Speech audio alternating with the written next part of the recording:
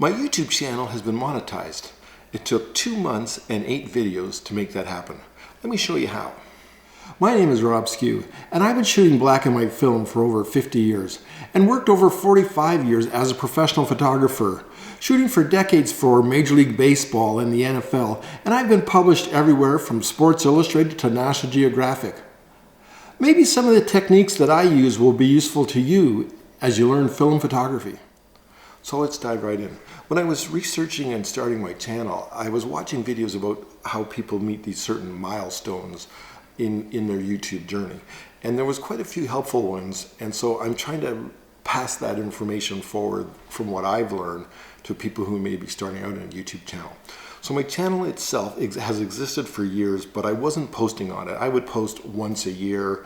Dozens and dozens of people watch my videos, and a couple of subscribers, very few subscribers. But I decided January 2024 that I was going to be more committed and post once a week. And so from the start of January to February 29th, I needed the leap day, I was able to meet that threshold of 1,000 subscribers, that's one number, and 4,000 watch hours. So I did have a few subscribers before I started this more of a commitment to the YouTube channel. But you could watch it grow, and you would get to, 800 subscribers, 900 subscribers, and eventually, past that 1,000 subscriber mark. That took a couple of weeks. The 4,000 hours took longer, and I was probably gaining maybe 50 hours a day of watch time, and you need to get to 4,000 hours within the last year. So slowly that number would creep up, slowly it would creep up.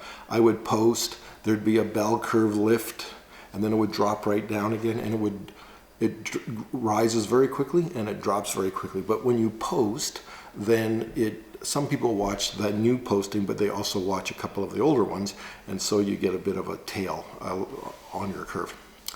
Anyways, so I was posting once a week, and I posted for all of January, all of February, 8 videos in all.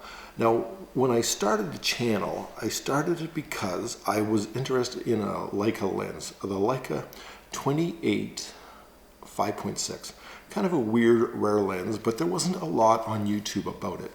I thought there would be users who were talking about it, but I couldn't find much. A couple of reviews, and a couple of people had borrowed it for a couple of hours and talked about it, but no one really had bought one and committed to it and was using it. So I wasn't able to find that information, and I thought, well, I could do a YouTube video on this lens and help people who are looking for a lens like this down the road. So that has been one of the reasons I started the channel. The other reason was I was watching videos, and I thought, well, these people don't even know what they're talking about.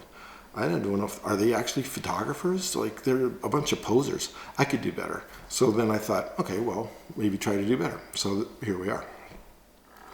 So that's the kind of the reason that I recommitted to the channel.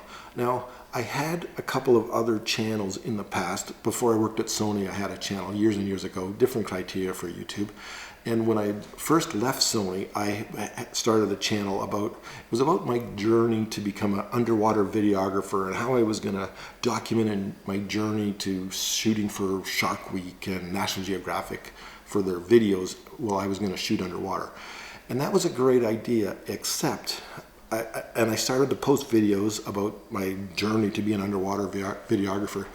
Well, in a couple of weeks, I was getting stuff, used by National Geographic Channel and the Disney Channel. I thought, well, this is not much of a journey. I mean, I've only been doing it for a couple of months, and I've already, got stuff in Shark Week and Discovery Channel. So the whole idea kind of dwindled away because it wasn't much of a goal, I guess. Anyways, that was another channel I had, and then this channel existed but had no activity on it. Meeting those thresholds, 1,000 subscribers, 4,000 watch hours, are they important? Well, you are going to now make some money off of your videos. That's important. I would imagine I'll make $4 or $5 here or there. That'll be great. That'll change my life. And also, it's more mental where you're thinking, okay, I'm doing something right. There is some kind of measurable success here.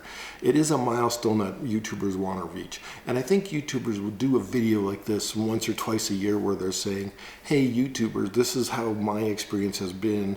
Your experience is probably different. Maybe your experience is better. Maybe your experience is worse. But this is my numbers. So I would watch my channel grow. And I would watch those subscribers grow, 800, 900, 1,000 plus. And I would watch the hours grow, 90% of the 4,000 hours, 91, 92. I was growing maybe 50 a day, 50 hours, so that's like 1%. And you could kind of see it growing. And then February 29th, the great day, I met all those thresholds. Then it took another week or so after that to get all the paperwork straightened out, mostly because I had all these other weird channels. And that probably confused things at the YouTube end. But it took me about a week to kind of get all that kind of done. Now, with YouTubers, there's a thing, I think it's YouTube anxiety, and it's this feeling that I've got to produce a video. I've got to kind of keep going, and I think people burn out. Now, my idea, and I did research it a bit, I think if you do one a week and then you forget about it, then you might not burn out. More concerning than burnout is what I would call fun out, where it's just not fun anymore. So you stop doing them. But I think at one a week, now I know they seem simple, but they take me about a day to shoot and edit. And the rest of my time is generally doing photography, which is my primary goal. So they do take about a day out of the week, and I think that's enough pace for me. I'm not trying to burn out or fun out, so I'm not posting more than that, even though I have lots of ideas and lots of things you want to post. I'm just kind of pacing myself, I guess is the right way to do it. And it reduces this anxiety because I don't post that much. And I've also found that if I have a couple in the queue that are already uploaded, ready to go live, it removes a lot of the anxiety that you would get as a YouTuber, because they're already kind of, in the oven, just waiting to go live, and you don't have to think about it all the time. So you can do your YouTube video and not think about it the rest of the week, which I think is healthy. So I watched my channel grow, and you can see here in these kind of numbers, I was getting close to the 4,000 watch hours, and then all of a sudden I was at 4,000 watch hours. That was great. That meant that I had to submit a bunch of paperwork, which I eventually did.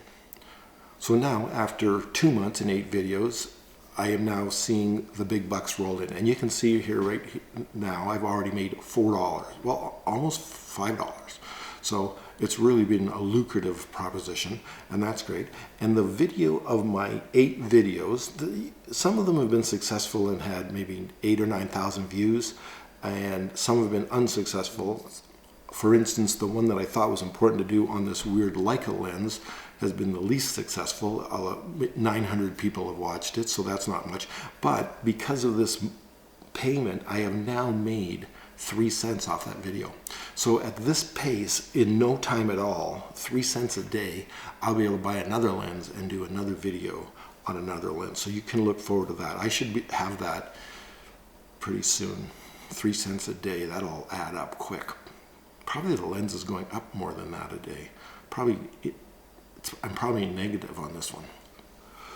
Anyways, that's my YouTube experience. Went from January to the end of February, 8 videos, made the criteria, and your experience might be different, but that was my experience. I hope that's useful to you.